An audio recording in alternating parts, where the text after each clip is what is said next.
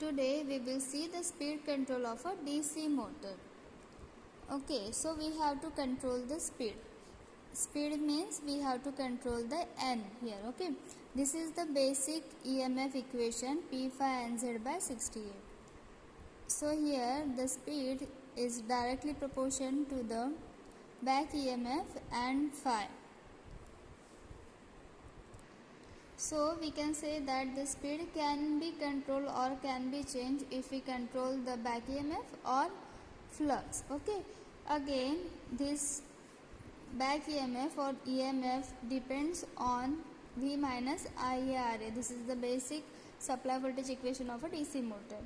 So from this equation we can say that the speed can be changed if we change the armature resistance. In case of a DC shunt motor, the resistance is only the armature resistance, and in case of a series motor, the armature resistance is armature resistance plus some series resistance. Okay, so here the flux and resistance are the variable quantities. That's why we are saying the speed can be controlled if we control the flux and the armature resistance.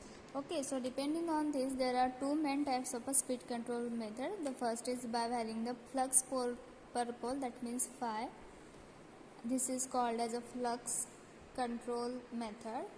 And second method is by varying the armature resistance in the armature circuit. This is called armature control method. Now the first method is a flux control method. Okay, this is the diagram of a DC shunt motor. Why shunt? Because the field winding is connected in parallel. That's why we called it as a DC shunt motor. Okay, so in flux control method we are using one field rheostat in series with the field winding. Okay, what we are using? We are using the field rheostat.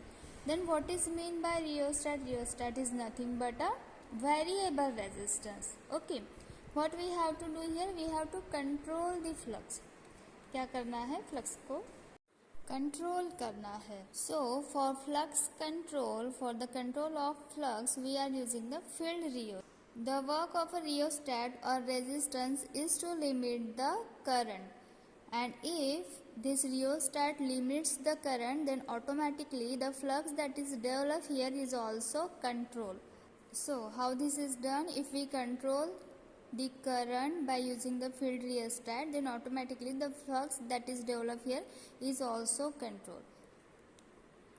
And if we control the flux, this is the basic equation, and if we control the flux, that means if we decrease the flux, then automatically the speed will increase, that it is a inversely proportion to each other. Now this characteristic shows if this is the speed of a motor without the field rheostat. If this is a normal speed of a motor without the field rheostat, then by using the field rheostat, we can increase the speed of a motor. Okay, how we can increase? By controlling the flux. This is a flux control method. If we control the flux, then automatically the speed will increase. This can be achieved by using the field rheostat. That's why this curve is above the rated value. This curve gives the speed of a motor above the rated value of a speed. Okay, that means we can say that the flux control method is provide the speed above the normal rated speed of a motor. Okay, this is also the same. By varying the flux, motor speed, by varying the flux, the motor speed, by varying the flux, the motor speed will increase. If the flux is controlled, that means if the flux is decreased, then the speed can be increased. In this, a variable resistance known as rheostat is placed in series with the shunt field winding as seen in the diagram. Okay. If the flux phi is reduced, that is controlled, then the speed is automatically increased. That means if phi is controlled, the speed can be increased. Therefore, the name is flux control method. Okay, this method provides the speed above the normal rated speed. Now the next method is armature control method. What we have to control? Armature resistance we have to control. Okay. So this motor provide the speed below the normal speed. Okay, तो ये कैसे होता है वो देखते हैं.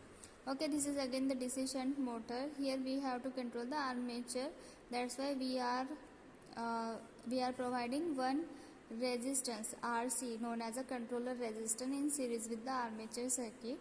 And because of this controller resistance, and because of this resistance, and if the armature current is decreased because of this RC is a resistance, controller resistance, it controls the armature current, and if the armature current is reduced, the EMF that is generated here is also reduced. Okay, we know the EMF and the equation of speed.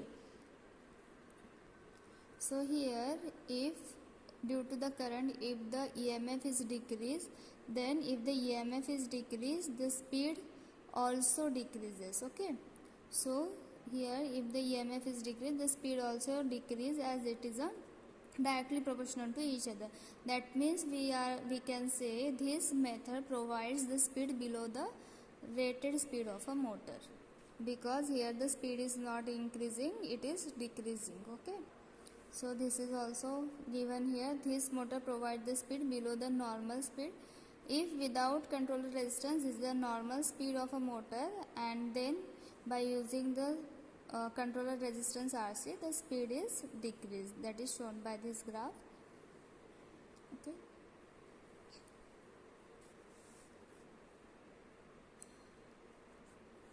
and if due to this resistance the current is decreased, and due to this current the back EMF developed here is also decreased, and due to the EB is decreased, the speed also decrease.